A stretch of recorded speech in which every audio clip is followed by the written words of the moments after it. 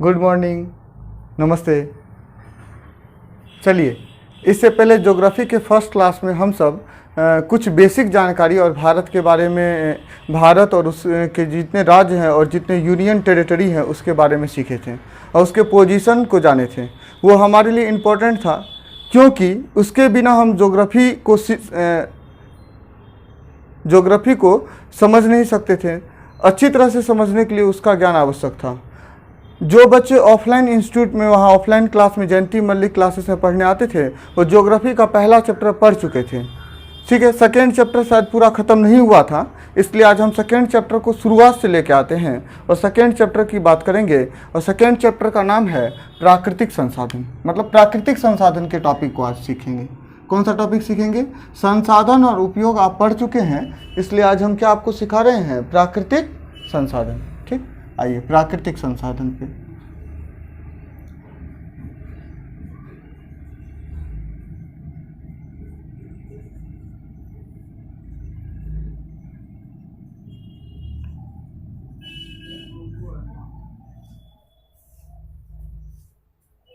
चलिए प्राकृतिक संसाधन की बात करते हैं। जो प्राकृतिक संसाधन है, कौन सी संसाधन को हम पढ़ रहे हैं? प्राकृतिक संसाधन।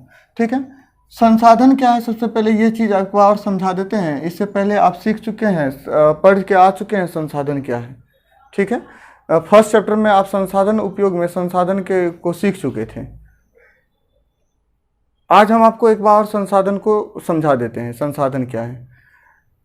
संसाधन वह पदार्थ है जिसका उपयोग मनुष्य अपने जीवन में करता है। मनुष्य अपने जीवन को सुखद बनाने के लिए, उसको आसान बनाने के लिए जिन चीज़ों का उपयोग करता है, वो सभी पदार्थ, वो सभी चीज़ क्या कहलाते हैं? संसाधन। जैसे भूमि क्या है? संसाधन। जैसे माइक, जिसके मदद से हम आपको पढ़ा रहे हैं, क्या है? संसाधन। लेकिन माइक एक मानवकृत संसाधन है और भूमि एक प्राकृतिक संसाधन है। जिस बोर्ड की मदद से हम आपको पढ़ा रहे हैं वो भी एक संसाधन है, लेकिन बोर्ड कैसा संसाधन है? बोर्ड एक मानवकृत संसाधन है। ठीक है, उसी तरह से पेड़ पौधे वो भी संसाधन है। उसी तरह से जानवर हमारे लिए क्या है? संसाधन है। नदियाँ हमारे लिए क्या है? संसाधन है। सूर्य के प्रकाश हमारे लिए क्या है? संसाधन है। मतलब संसाधन वो पदार्थ है जिसका उपयोग मनुष्य अपने जीवन को सुखद बनाने के लिए करता है, आसान बनाने के लिए करता है। क्या कहलाता है? संसाधन कहलाता है। आज हम पढ़ रहे हैं प्राकृतिक संसाधन के बारे में। प्राकृतिक संसाधन क्या होता है? प्रकृति से प्राप्त वैसे पदार्थ जिसका उपयोग मनुष्य अपने जीवन को सुखद बनाने के लिए करता हो, या प्रकृति से उपलब्ध पदार्थों का जब मनुष्य अपने जीवन में उपयोग करता है तो वही प्राकृतिक पदार्थ प्राकृतिक संसाधन कहलाते हैं। क्या कहलाते हैं? प्राकृतिक संसाधन कहलाते हैं। जिन बच्चों को नोट करना हो वो लिख भी सकते हैं। प्रकृति से प्राप्त वैसे पदार्थ जिसका उपयोग मनुष्य अपने जीवन में करता है, क्या कहलाते हैं? प्राकृतिक संसाधन कहलाते हैं। ठीक है, प्राकृतिक संसाधन में क्लास 10th में सबसे पहला टॉपिक भूमि संसाधन पढ़ना है, क्योंकि भूमि एक बहुत बड़ा प्राकृतिक संसाधन है। भूमि मनुष्य के लिए एक बड़ा संसाधन है। क्यों? क्योंकि भूमि पे मनुष्य घर बनाते हैं, रहते हैं। ठीक है, भूमि पे ही सड़कों का निर्माण होता है। इसी भूमि से ईंट बनती है और उसी ईंट की क्या बनती है? घर बनाई जाती है। इसी भूमि पे फैक्ट्रियाँ, स्कूल, कॉलेज सभी चीज़ बनाए जाते हैं। रेलवे, एयरपोर्ट, सभी चीज़ों का निर्माण कहाँ होता है? भूमि पे होता है। इसी भूमि से खाद्य फसलों का उत्पादन होता है, फसलों का उत्पादन होता है और उसी फसलों को खा करके हमारे शरीर का पोषण होता है। ठीक है, इसलिए भूमि एक बहुत बड़ा प्राकृतिक संसाधन है। तो आज हम सबसे पहले पढ़ रहे हैं भूमि के बारे में। सबसे पहला चीज़ हम क्या पढ़ रहे हैं? भूमि के बारे में। तो आइए, आज मेरा टॉपिक है भूमि संसाधन। भूमि संसाधन। आपसे कोई पूछे भूमि संसाधन क्या है, तो आप क्या बताएंगे? भूमि एक प्राकृतिक संसाधन है और यह एक अत्यंत उपयोगी संसाधन है। इसका उपयोग मनुष्य घर बनाने में, उसके बाद रेलवे, एयरपोर्ट, परिवहन, कृषि इत्यादि अनेकों प्रकार के कार्यों के लिए करता है। ठीक है, भूमि संसाधन हमारे लिए काफ़ी उपयोगी है और ये कैसा संसाधन है? एक प्राकृतिक संसाधन है। तो अब सबसे पहले है भूमि जो है, भारत में कितने तरह की भौतिक संरचना के आधार पर भारत के मतलब भूमि को कितने भागों में बांटा गया है? भौतिक स्वरूप के आधार पर भारत के भूमि को कितने भागों में बांटे हैं? तो भौतिक स्वरूप के आधार पर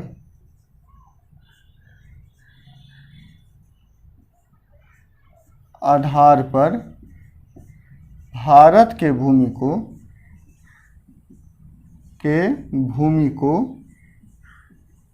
मुख्यतः 3 भागों में बांटा गया है। 3 भागों में बांटा गया है,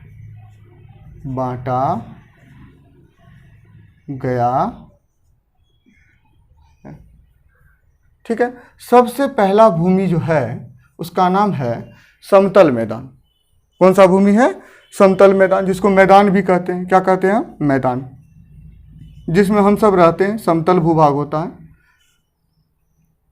भारत के कुल भूमि का, भारत की में जितनी भूमि है उसका लगभग 43% भागों पे क्या पाया जाता है? समतल मैदान। यह मैदान मुख्य रूप से गंगा, ब्रह्मपुत्र, सिंधु इत्यादि नदियों से बना है, ठीक है। इन्हीं नदियों के किनारे का क्षेत्र है। मतलब बिहार का क्षेत्र हुआ, पश्चिम बंगाल का क्षेत्र हुआ, उत्तर प्रदेश का क्षेत्र हुआ, और इन सब इलाकों में कौन सा चीज़ पाया जाता है? मैदान। ये मैदान है, प्लेन है, पूरी तरह से प्लेन क्षेत्र होता है। और ये लगभग भारत के कितने % भूभागों पे है? 43% भूभागों पे है। संरचना के आधार पर देखेंगे ना तो एकदम समतल भूभाग होता है। इस क्षेत्र की कुछ खासियत है मैदान की। यहाँ पे कृषि का उत्पादन अधिक होता है, एग्रीकल्चर प्रोडक्शन अधिक होता है। दूसरी चीज़ क्या होती है? यहाँ पर घरों का निर्माण आसान है। यहाँ की जनसंख्या बहुत अधिक पाई जाती है। मैदानों की जनसंख्या सबसे अधिक होती है। सबसे अधिक लोग कहाँ पे अभी रहते हैं भारत में? मैदान में। मैदान में सघन जनसंख्या होता है। आपसे पूछ लेगा क्वेश्चन में, निम्नलिखित में किस भूमि की जनसंख्या अधिक है? भारत की किस भूमि की जनसंख्या, भूभाग की जनसंख्या अधिक है? नीचे में ऑप्शन रहेगा मैदान, पर्वत, पठार। तो सही क्या होगा? मैदान। सबसे अधिक जनसंख्या, सबसे अधिक लोग कहाँ रहते हैं? मैदान में। और भारत के कुल जमीन के कितने % भाग पे मैदान का विस्तार है? 43% भाग पे। और मैदान का स्ट्रक्चर क्या है? एक तो प्लेन होता है, प्लेन मतलब समतल होता है। मैदान क्या है? समतल। और बिहार हुआ, मैदानी क्षेत्र कौन सा हुआ? बिहार हुआ, पश्चिम बंगाल हुआ, उत्तर प्रदेश हुआ, ये सब मैदानी क्षेत्र है। ये सब कैसे क्षेत्र में आते हैं? मैदानी है। अब आइए दूसरे नंबर की बात करेंगे तो वो है पर्वत। अब देखे होंगे लेह लद्दाख, याद आ रहा है? श्रीनगर, हिमाचल प्रदेश, उत्तराखंड, अरुणाचल प्रदेश, ये सब पर्वतीय क्षेत्र हैं। भारत के कैसे क्षेत्र हैं? पर्वतीय क्षेत्र। अब इससे पहले वाले हम क्लास में बता चुके हैं लेह कहाँ है। तो लेह कैसा क्षेत्र है? पर्वतीय। लद्दाख जिसकी राजधानी लेह थी, लद्दाख कैसे क्षेत्र है? पर्वतीय लद्दाख। उसका कश्मीर कैसा है? पर्वतीय। अरुणाचल प्रदेश कैसा है? पर्वतीय। हिमाचल प्रदेश कैसा है? पर्वतीय। उत्तराखंड कैसा है? पर्वतीय है। भारत के कुल जमीन का लगभग 30% भागों पर पर्वतीय क्षेत्र है। पर्वतीय क्षेत्र जो होता है ना, पर्वत जानते ही होंगे, ऐसा होता है। इस तरह की स्ट्रक्चर होती है, इसको हम पर्वत बोलते हैं। इस तरह की जमीन होती है, पर्वतीय क्षेत्र ऐसा होता है। चलिए आइए, वो लगभग कितने % भूभाग पे है? 30%। पर्वत के बाद आता है पठार। भारत के कुल भूभाग के लगभग 27% भाग पे पठारी क्षेत्र है। वो पठार ऐसा होता है, देख रहे हैं ना? ये समतल भी नहीं है, हल्का ऊपर कहीं नीचे, थोड़ा ऊपर कहीं नीचे, कहीं ऊपर, इस तरह के भूभाग होते हैं जो क्या कहलाते हैं? पठार। मतलब समतल भूभाग और पर्वत के बीच वाले क्षेत्रों में क्या समझेंगे? पठार। समतल तो प्लेन हो गया, पर्वत तो ऊंचा वाला हो गया, और पठार जो होता है वो ज़्यादा ऊंचा भी नहीं होता है और समतल भी नहीं होता है। तो कहीं ऊपर होता है, कहीं क्या होता है? नीचे होता है। जमीन ऐसे ऊपर जाती है, फिर क्या हो जाती है? नीचे हो जाती है। जैसे जमीन ऐसे उठी और फिर क्या हो गई? नीचे। इसको हम क्या बोलते हैं? पठार। और भारत के कुल क्षेत्र के लगभग कितने % भागों पे है? 27% भागों पे पठार का विस्तार है। चलिए अब आगे बढ़ते हैं। इस सबको जोड़िएगा तो 100% हो जाएगा, मतलब टोटल जमीन मिल जाएगी। कोई भी चीज़ 100% ही होता है। आइए अब देखते हैं जो भारत में मिट्टी कितने प्रकार की होती है? भारत में मिट्टी कितने प्रकार की होती है? मिट्टी मतलब जिसको मृदा बोलते हैं, वो कितने प्रकार की होती है?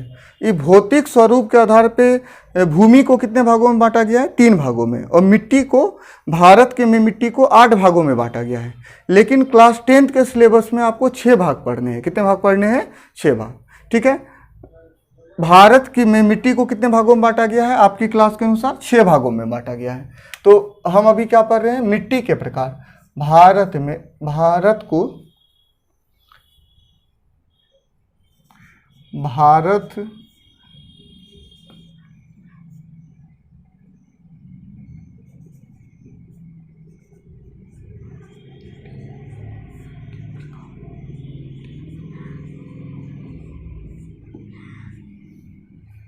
ठीक है, भारत में मिट्टी के प्रकार, भारत के नहीं, भारत में मिट्टी के प्रकार। तो भारत में मिट्टी कितने प्रकार के होते हैं? तो मिट्टी तो कितने प्रकार के होते हैं भारत में? 8 प्रकार के। लेकिन क्लास 10th में आपको कितना प्रकार पढ़ना है? 6 प्रकार। तो सबसे पहला प्रकार है जलोढ़ मृदा। कौन सा मृदा है? जलोढ़, जलोढ़ मिट्टी, मिट्टी कहिए या मृदा कहिए, जलोढ़ मिट्टी। तो पहली मिट्टी क्या कहलाती है? जलोढ़ मिट्टी। भारत में सबसे अधिक किस मृदा का विस्तार है? कभी ये पूछ दे आपसे, भारत में सबसे अधिक कौन सी मिट्टी पाई जाती है? तो जलोढ़ मिट्टी। भारत में सबसे अधिक किस मिट्टी का विस्तार है? जलोढ़ मिट्टी। अत्यधिक उपजाऊ मिट्टी होती है। और ये जो मिट्टी होती है जलोढ़ मिट्टी, ये देखिए, अब थोड़ा सा चीज़ों को हम समझा रहे हैं। मान लीजिए ये नदियाँ हैं, ये पर्वत है, ये क्या है? पर्वत। और पर्वत पर ग्लेशियर होंगे। और ये ग्लेशियर जब पिघलेंगे तो ग्लेशियर के पिघलने से बहुत सारी नदियां बनी हैं। और ये नदियां पर्वतीय क्षेत्र से मैदानी क्षेत्र में आती है। कहाँ आती है? मैदानी क्षेत्र में। तो जब पर्वतीय क्षेत्र से मैदानी क्षेत्र में आती है तो पर्वत के मिट्टी को काटते हुए नीचे लाती है। पर्वत से मिट्टी को काट करके कहाँ लाती है? नीचे की ओर लाती है।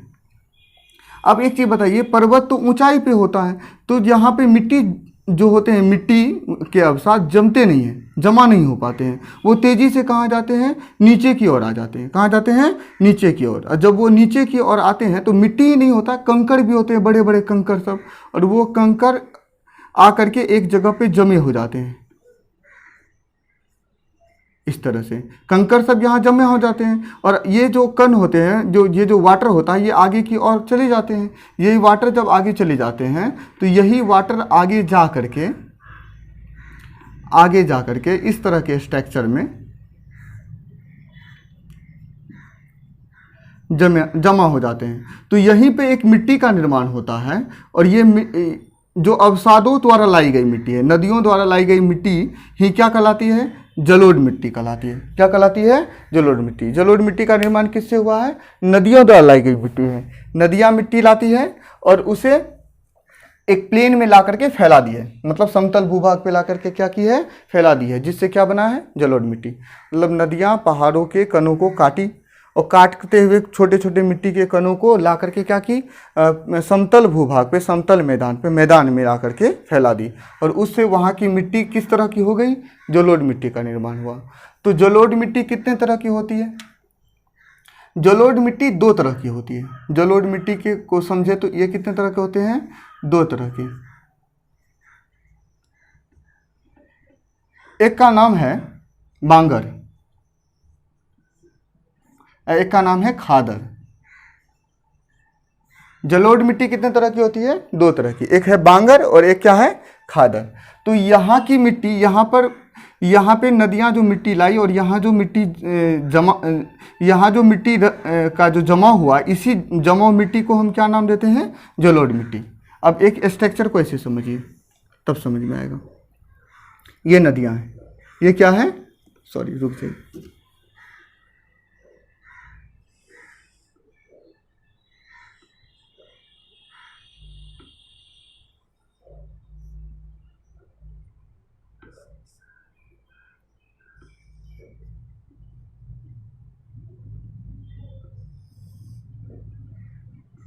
ये नदियाँ हैं, ठीक है? नदियों का पानी इसमें बह रहा है, इस तरह से बह रही है। अब ना यही नदियों का पानी, जब नदियों में पानी की मात्रा बरसात में अधिक हो जाएगी बारिश के मौसम में, तो ये नदियों का जो पानी है ये यहाँ तक पहुँच जाएगा। और यहाँ तक जब पहुँच जाएगा तो बाढ़ के आने से, तो यहाँ पर यहाँ की ज़मीन को, यहाँ की भूमि को एक नई मिट्टी मिल जाएगी। यहाँ की भूमि को क्या मिल जाएगी? एक नई मिट्टी मिल जाएगी। और यही नई मिट्टी क्या कहलाएगी? खादर कहलाएगी। यही नई मिट्टी क्या कहलाएगी? खादर कहलाएगी। तो समझ में आया खादर का निर्माण कैसे होता है? नदियों में जब बाढ़ आती है, नदियों में जब क्या आती है? बाढ़ आती है, तो बाढ़ का पानी समतल मैदान में फैल जाता है। समतल मैदान में क्या होता है? फैल जाता है। और समतल मैदान में फैल करके एक मिट्टी की नई परत का निर्माण करता है। और वो मिट्टी की वही नई परत क्या कहलाती है? खादर कहलाती है। क्या कहलाती है? खादर। तो खादर का एक और नाम है जिसको हम कहते हैं नई जलोढ़ मिट्टी या नवीन जलोढ़ मिट्टी। तो खादर कहिए या क्या कहिए? नवीन जलोढ़ मिट्टी या नई जलोढ़ मिट्टी।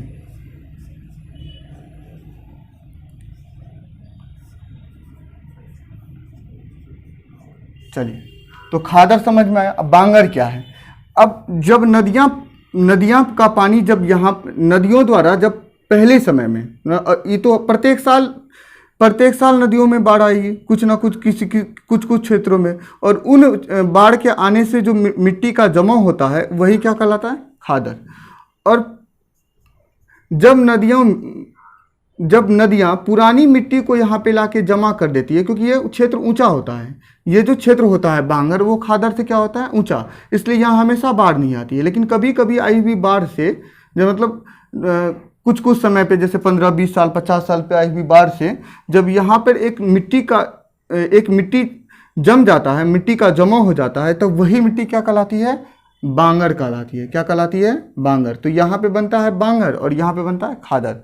अब आप एक चीज़ बताइए, ये खादर जो होता है, खादर ये नई जलोढ़ मिट्टी है। मतलब प्रत्येक साल खादर को नई नई मिट्टी मिल जाएगी। खादर वाली ज़मीन को क्या मिल जाएगी? नई नई मिट्टी। इसलिए यहाँ की उपजाऊ क्षमता बहुत अधिक होती है। खादर अत्यधिक उपजाऊ क्षेत्र होता है। क्या होता है? अत्यधिक उपजाऊ क्षेत्र होता है। अब बांगर उसके तुलना में कम उपजाऊ क्षेत्र होता है। खादर के तुलना में क्या होता है? कम उपजाऊ क्षेत्र होता है। तो जलोढ़ मिट्टी कितने तरह की होती है? 2 तरह की। एक का नाम खादर, एक का नाम बांगर। ठीक, आइए दूसरे पॉइंट पे आते हैं, काली मिट्टी। हम फिर क्वेश्चन आंसर भी लिखा देंगे इसका, पहले इस पॉइंट को समझ जाइए। काली मिट्टी,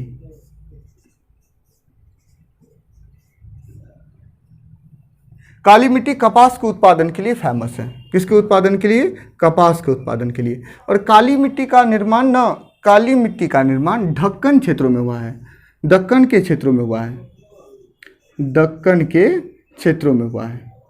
ठीक है, काली मिट्टी का निर्माण कहाँ पे हुआ है? भारत के दक्कन क्षेत्रों में हुआ है।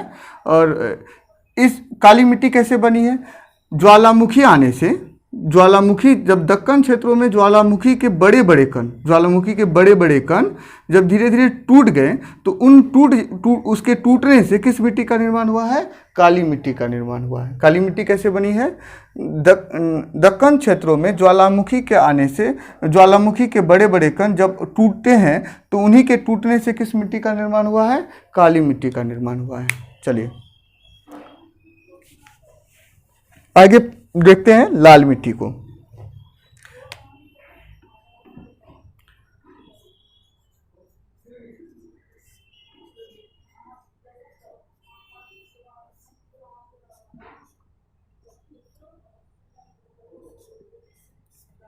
ठीक है, लाल मिट्टी के बाद देखते हैं लेटेराइट मिट्टी को।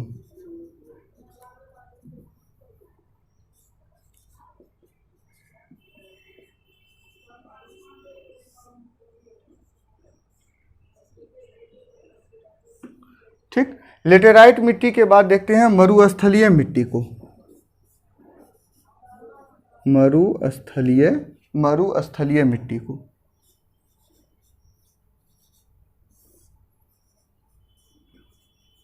और उसके बाद एक और मिट्टी का टाइप है जिसका नाम है पर्वतीय मिट्टी।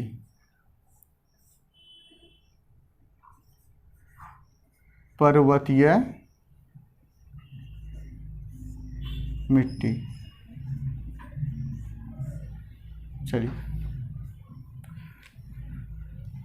ये जो जलोढ़ मिट्टी है ना, ये जलोढ़ मिट्टी सबसे अधिक उपजाऊ मिट्टी है। ठीक है, ये कितने तरह के होते हैं? 2 तरह के, बांगर और खादर। ये काली मिट्टी कपास की खेती के लिए अच्छी होती है, ये लाल मिट्टी है, ये लेटेराइट है, और ये मरुस्थलीय मिट्टी है। सब आपको इम्पोर्टेंट नहीं है, मुख्य रूप से इम्पोर्टेंट जलोढ़ मिट्टी है, काली मिट्टी है और मरुस्थलीय मिट्टी है, ये 3 इम्पोर्टेंट है।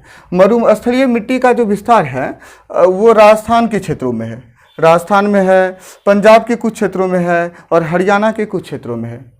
मरुस्थलीय मिट्टी का विस्तार भारत के किन राज्यों में है? राजस्थान में है, पंजाब के कुछ क्षेत्रों में है और हरियाणा के कुछ क्षेत्रों में इन मिट्टी का क्या है? विस्तार है। चलिए, तो इतना दूर तो समझ में आ गया होगा। काली मिट्टी का जो विस्तार है वो महाराष्ट्र में है, जो लिखना चाहें लिख लीजिएगा। वो महाराष्ट्र में है, गुजरात में है, कर्नाटक में है, आंध्र प्रदेश में है और तमिलनाडु में है। महाराष्ट्र में है, गुजरात में है काली मिट्टी का, महाराष्ट्र में है, गुजरात में है, कर्नाटक में है, आंध्र प्रदेश में है और तमिलनाडु में है। चलिए,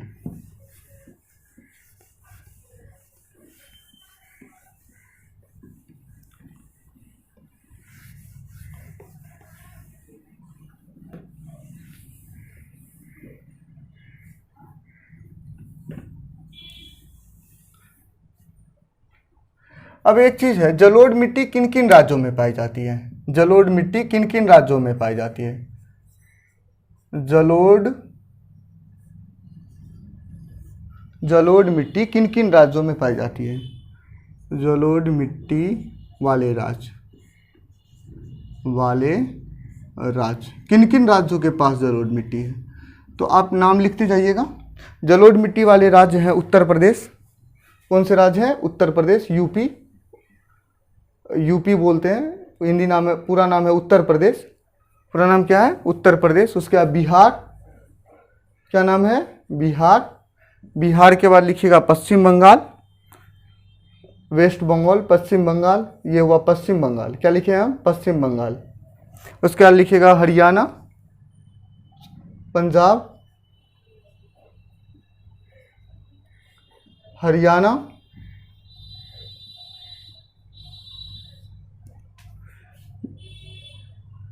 गुजरात,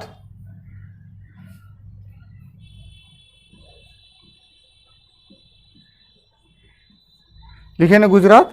गुजरात के राजस्थान के कुछ क्षेत्र,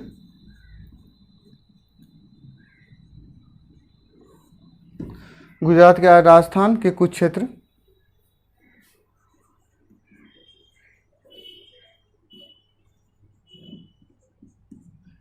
मुख्य रूप से इतने ही भागों पे जलोढ़ मिट्टी है का विस्तार है। और जो अगर और कुछ राज्य और भी हैं जहाँ पे थोड़ी बहुत मात्रा में जलोढ़ मिट्टी है, जैसे उन राज्यों का हम नाम लिख देते हैं केरल,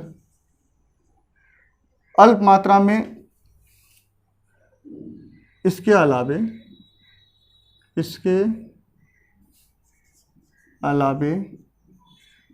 कुछ राज्यों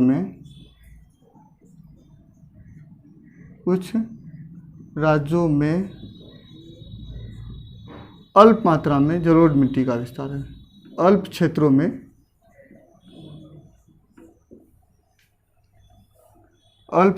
में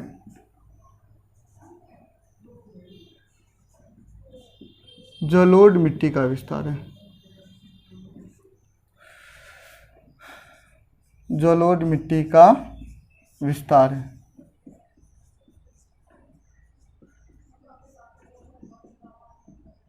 वो सब राज्य का नाम आपको लिखा देते हैं। ठीक है, वो सब राज्य कौन सब हैं उसका नाम आपको बताते हैं। लिखिए, मध्य प्रदेश, जहाँ बहुत कम मात्रा में है, कुछ ही क्षेत्रों में है, मध्य प्रदेश। लिख लिए ना? मध्य प्रदेश के बाद नाम लिखिएगा आंध्र प्रदेश। क्या बोल रहे हैं इसको? आंध्र प्रदेश। लिख लीजिएगा, पूरा नाम आंध्र प्रदेश है। अब देखिए, हम जब नक्शा पढ़ाए हैं आपको तो आपको दिमाग में क्लियर हो रहा होगा मध्य प्रदेश कहाँ है, आंध्र प्रदेश कहाँ है। तो मध्य प्रदेश में, इसके अलावा मध्य प्रदेश में ये मिट्टी पाई जाती है, आंध्र प्रदेश में पाई जाती है। आंध्र प्रदेश के बाद लिखिएगा उड़ीसा के बाद लिखिएगा, उड़ीसा लिख लिए ना? उड़ीसा के बाद लिखिएगा तमिलनाडु में है। कहाँ पे पाई जाती है? तमिलनाडु में।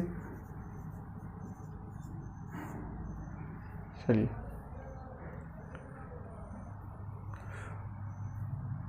और केरल में पाई जाती है, और केरल में पाई जाती है। देखिए आपको बताते हैं, ये इंडिया का मैप है ना। यहाँ पे आप पढ़ के होंगे, ये जो इंडिया के नक्शे का ये पार्ट, ये साउथ इंडिया है, दक्षिणी भारत को दिखाते हैं हम ऐसे। और ये कौन सा डायरेक्शन है, ये ईस्ट है। ये क्या है, ईस्ट। ये क्या है, वेस्ट। तो आप ना ये जितने राज्य हैं, आंध्र प्रदेश, उड़ीसा, तमिलनाडु, ये सब राज्य यहाँ के आसपास हैं, ठीक है। आंध्र प्रदेश, उड़ीसा, तमिलनाडु इसी इलाके में है। और ये ना, ये ईस्ट है ना, तो हम बोल सकते हैं कि भारत के पूर्वी तटीय क्षेत्र वाले राज्य, भारत के कैसे राज्य, पूर्वी तटीय क्षेत्र वाले राज्य। और केरल आपका ना, केरल वाला जो राज्य है ना, केरल, वो लगभग में कहाँ है, केरल यहाँ पे है। कहाँ पे है, यहाँ पे। तो ये केरल किस तरफ है, वेस्ट में है। तो हम बोलेंगे पश्चिमी तटीय भागों की कहाँ पे, पश्चिमी तटीय में कहाँ, केरल। पश्चिम तटीय राज्यों में कहाँ, केरल। और पूर्वी तटीय राज्यों में कहाँ पे, आंध्र प्रदेश, उड़ीसा, तमिलनाडु। ये सब कैसे राज्य है, पूर्वी तटीय राज्य हैं। भारत के पूर्वी तटीय राज्य में कौन सब जगह है, आंध्र प्रदेश, उड़ीसा और तमिलनाडु। और केरल कहाँ है, पश्चिमी तटीय राज्य। तटीय राज्य क्यों कहते हैं, क्योंकि ना ये समुद्र के किनारे है, समुद्र तट से सटा हुआ है, समुद्र तट के किनारे है। जो राज्य समुद्र तट के किनारे होते हैं उसको हम तटीय राज्य कहते हैं। क्या कहते हैं, तटीय राज्य। आप देखेंगे ना तो इधर ये भारत की ये जमीन प्रायद्वीपीय भारत कहलाती है। क्या कहलाती है, प्रायद्वीपीय भारत, क्योंकि भारत का ये भाग 3 और समुद्र से घिरा है। और जो जमीन 3 और समुद्र से घिरी होती है उसको हम प्रायद्वीप बोलते हैं। क्या बोलते हैं, प्रायद्वीप। आप 9th में पढ़ के होंगे। तो ये कैसी जमीन है, ये प्रायद्वीपीय भारत है। कैसा भारत है, प्रायद्वीपीय भारत, ठीक है।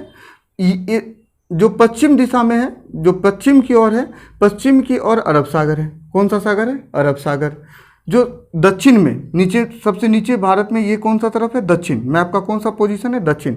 दक्षिण में हिंद महासागर। और पूरब में बंगाल की खाड़ी। पूरब में कौन सा क्षेत्र है, बंगाल की खाड़ी। इसीलिए इसको हम क्या बोलेंगे, पूर्वी तटीय क्षेत्र। और इसको हम क्या बोलेंगे, पश्चिमी तटीय क्षेत्र। समझ में आया, पूर्वी तटीय क्षेत्र क्यों कहेंगे, इसको पश्चिमी तटीय क्षेत्र क्यों कहेंगे। तो भारत में यही सब जगह है जहाँ पे मुख्य रूप से क्या होता है, जलोढ़ मिट्टी पाई जाती है। इसके अलावे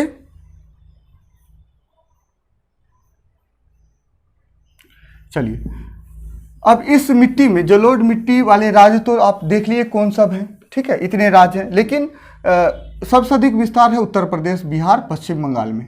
उत्तर प्रदेश, बिहार, पश्चिम बंगाल, पंजाब और हरियाणा, गुजरात, यही इतने राज्य में सबसे अधिक जलोढ़ मिट्टी का विस्तार है। इन राज्यों में बहुत कम मात्रा में जलोढ़ मिट्टी उपलब्ध है, ठीक है। अब आइए, इस जलोढ़ मिट्टी में क्या सब चीज़ों का उत्पादन होता है, किस तरह की कृषि होती है। तो जलोढ़ मिट्टी में, यहाँ पे जलोढ़ मिट्टी में जो कृषि होगी, कृषि पढ़ रहे हैं, किस तरह की कृषि होगी, खेती, किस चीज़ों की खेती हम करेंगे जलोढ़ मिट्टी में। तो यहाँ पे जो खेती होगी ना जलोढ़ मिट्टी में, वो क्या सब होगी। अब बताइए अपने इलाके में क्या होता है, बिहार में, उसी से समझ में आ जाएगा। तो यहाँ पे गन्ने का उत्पादन बहुत अधिक होता है। किसका उत्पादन, गन्ना का। उत्तर प्रदेश गन्ना का उत्पादन में नंबर 1 पोजीशन रखता है। भारत में सबसे अधिक गन्ने का उत्पादन कहाँ होता है, आपसे पूछ लेगा तो आप क्या बताएंगे, उत्तर प्रदेश में होता है, ठीक है। चलिए, गन्ना के बाद यहाँ पे चावल का उत्पादन होता है ना। गन्ना के बाद किसका उत्पादन होता है, चावल का, क्योंकि जलोढ़ चावल के उत्पादन के लिए सबसे अच्छी मिट्टी मानी जाती है कौन सी मिट्टी, जलोढ़ मिट्टी। सबसे बेस्ट क्वालिटी की मिट्टी कौन है, जलोढ़ मिट्टी।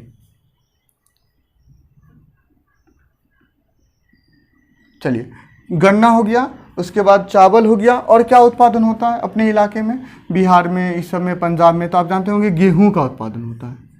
किस चीज़ का उत्पादन होता है, गेहूं का।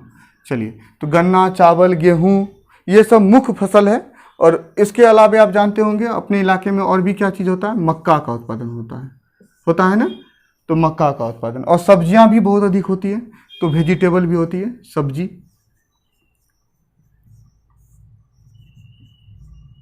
चलिए, इत्यादि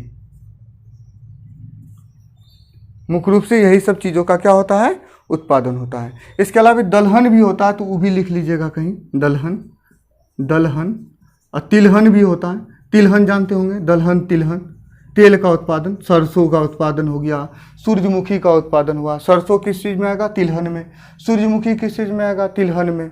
दलहन में सारे दाल आएंगे, मूंग हो गए, चना हो गया, जितने भी राहड़ हो गए, ये जितने तरह के दाल हैं सब दलहन है। ठीक है, तो ये आपको समझ में आ गया। आपसे क्वेश्चन ऐसे पूछेगा कि भारत में किन किन राज्यों में जलोढ़ मिट्टी का विस्तार है और वहाँ पे कौन सी कृषि की जाती है।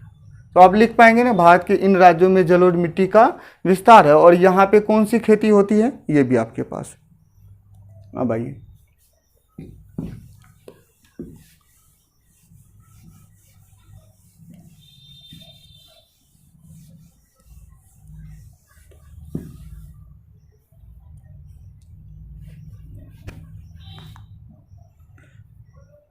अब आपसे एक क्वेश्चन पूछता है कभी कभी, जो क्वेश्चन पूछा जाता है, देखिए क्वेश्चन तो बहुत ज़्यादा हैं, सब क्वेश्चन को लिखाना संभव नहीं है, तो हम ना आपको समझा पूरा देंगे ज्योग्राफी, लेकिन जो क्वेश्चन को लिखाना है वही बस लिखाएंगे, क्योंकि सबको लिखा देंगे तो पूरा ज्योग्राफी में कम से कम हज़ारों क्वेश्चन हो जाएंगे, फिर तो आप उल्टा भी नहीं पाइएगा ज्योग्राफी को। ठीक, अब आइए, अब एक चीज़ पूछा जाता है कि समुच्च कृषि क्या है। समुच्च कृषि क्या है? समुच्च कृषि किसे कहेंगे? समुच्च कृषि क्या है?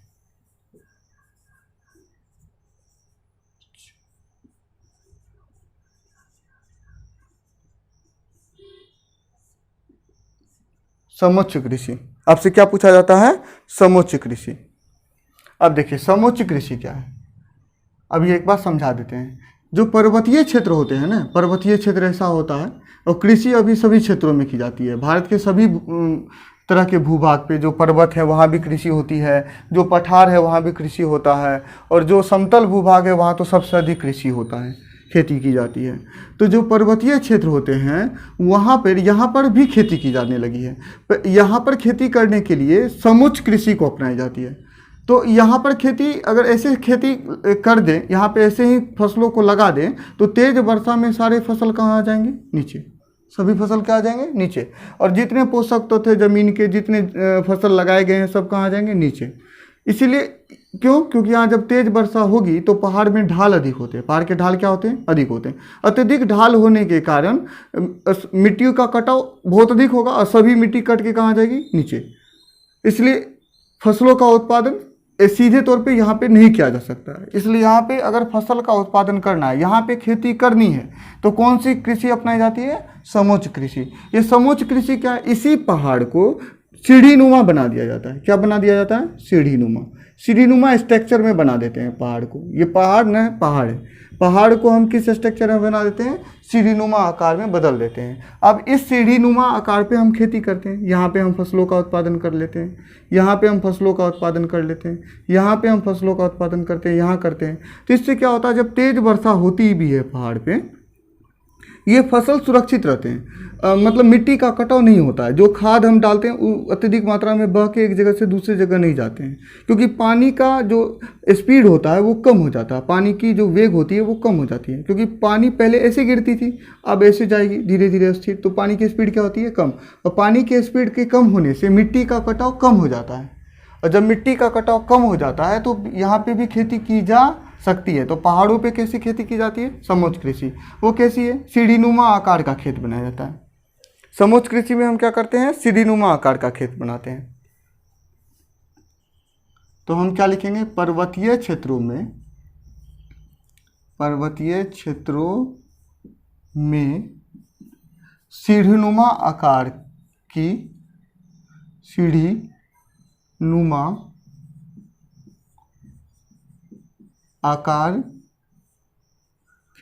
के खेतों में खेत बनाकर कृषि की जाती है, कृषि की जाती है, जिससे तेज पानी के तेज बहाव में भी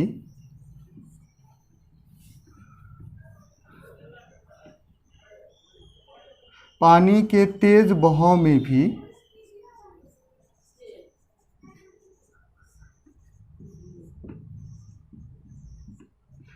खेत के पोषक तत्व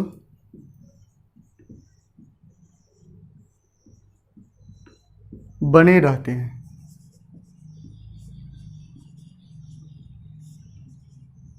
क्या कहलाती है? समोच्च कृषि कहलाती है। समोच्च कृषि कहलाती है।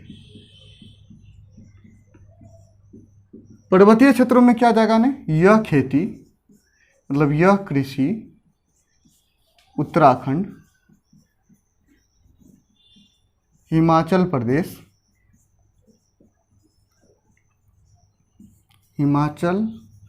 प्रदेश, जैसे पहाड़ी राज्यों में, पहाड़ी क्षेत्रों में की जाती है।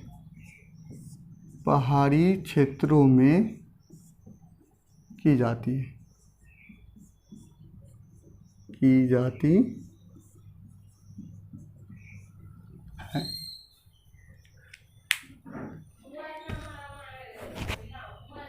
चलिए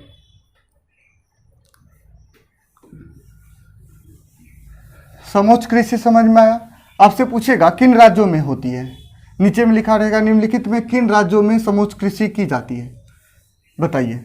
ऑप्शन होगा नीचे बिहार, उत्तराखंड, ठीक है ना, पश्चिम बंगाल, केरल। तो आप क्या नाम बताएंगे, कहाँ पे होती है समोच्च कृषि? उत्तराखंड में होती है, क्योंकि उत्तराखंड पहाड़ी क्षेत्र है। हिमाचल प्रदेश कैसा क्षेत्र है? पहाड़ी क्षेत्र है। समोच्च कृषि में कोई दिक्कत है तो बताइएगा। ठीक है। खादर बांगर को हम लिखाए थे ना, नहीं लिखाए थे? खादर का भी डेफिनेशन लिख लीजिए क्योंकि इंपॉर्टेंट है, पूछा जाता है।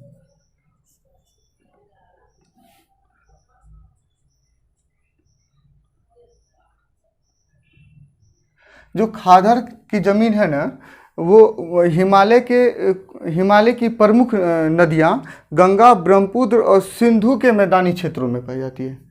अगर हिमालय के क्षेत्रों में खादर जमीन की बात करें, हिमालय के क्षेत्रों में, तो हिमालय की जो क्षेत्र है गंगा, ब्रह्मपुत्र और सिंधु का जो नदी है, उसी सब के इलाके में कौन सी भूमि पाई जाएगी?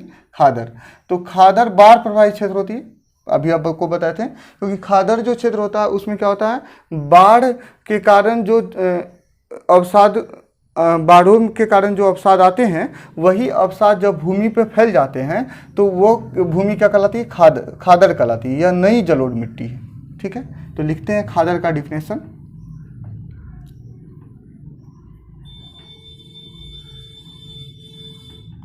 खादर एक जलोढ़ मृदा है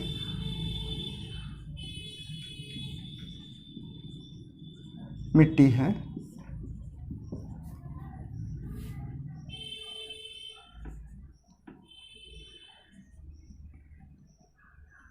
नदियों द्वारा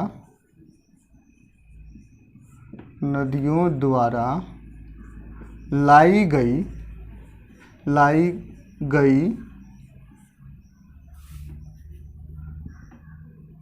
अवसादों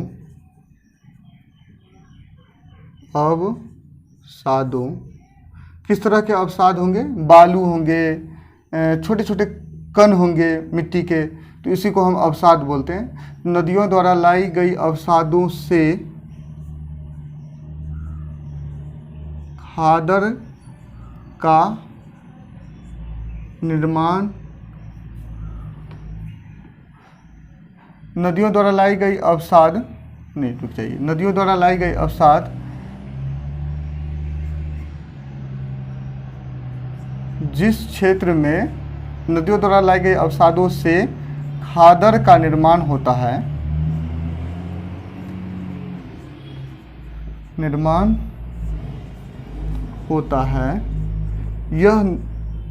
यह नवीन जलोढ़ मृदा है,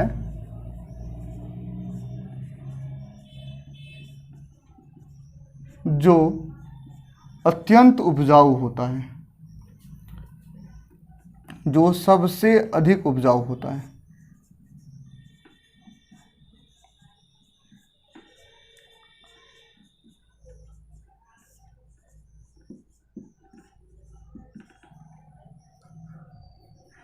बाढ़ प्रभावित क्षेत्रों में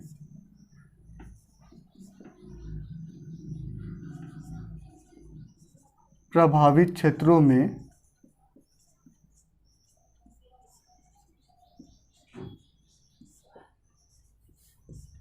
खादर भूमि पाई जाती है। खादर मिट्टी पाई जाती है। खादर मिट्टी पाई जाती है।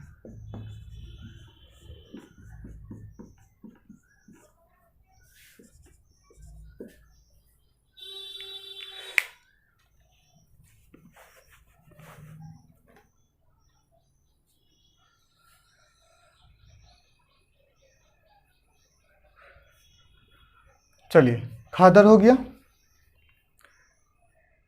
खादर के बाद बांगर है। और बांगर क्या है? ये नई जलोढ़ मिट्टी है, वो पुरानी जलोढ़ मिट्टी है। वो कैसी जलोढ़ मिट्टी है? पुरानी जलोढ़ मिट्टी है। तो बांगर को भी लिख दे क्या? तो लिख लीजिए बांगर। बांगर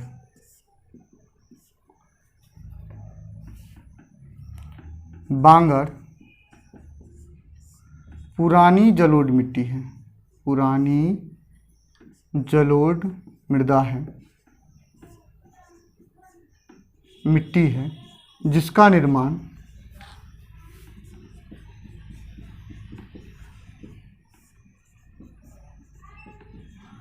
नदियों द्वारा लाए गए अवसादों से हुआ है। नदियों द्वारा लाए गए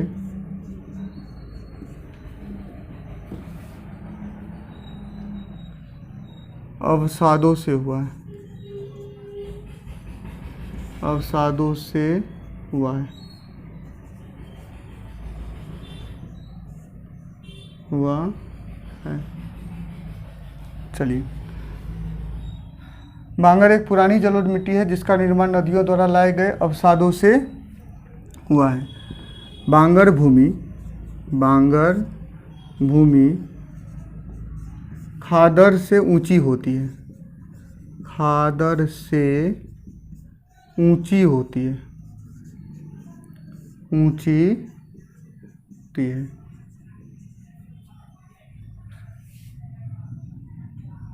इसमें कृषि का उत्पादन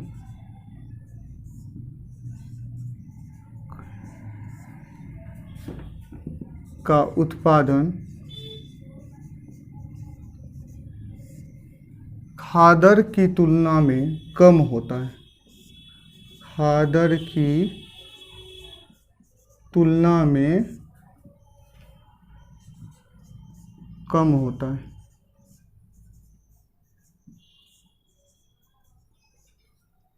अच्छा, एक चीज़ बताइए, लोग घर कहाँ बनाएंगे? हम गांव में जो हम सबका घर होता है वो बांगर के क्षेत्रों में होता है। कहाँ होता है? बांगर के, क्योंकि खादर जो ज़मीन है इसमें लगभग प्रत्येक साल बाढ़ आती है।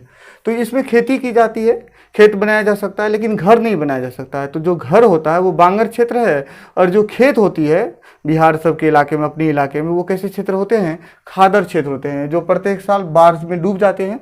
और बाढ़ में डूबने के कारण इन जमीनों को नई मिट्टी मिल जाती है, और नई मिट्टी के कारण ये क्षेत्र अत्यधिक उपजाऊ होता है। क्या होता है? अत्यधिक उपजाऊ होता है। नेक्स्ट क्लास में इस चैप्टर को आगे लेके चलेंगे, और फिर नेक्स्ट क्लास में मिलते हैं। ठीक है, तब तक के लिए बाय बाय, थैंक्स।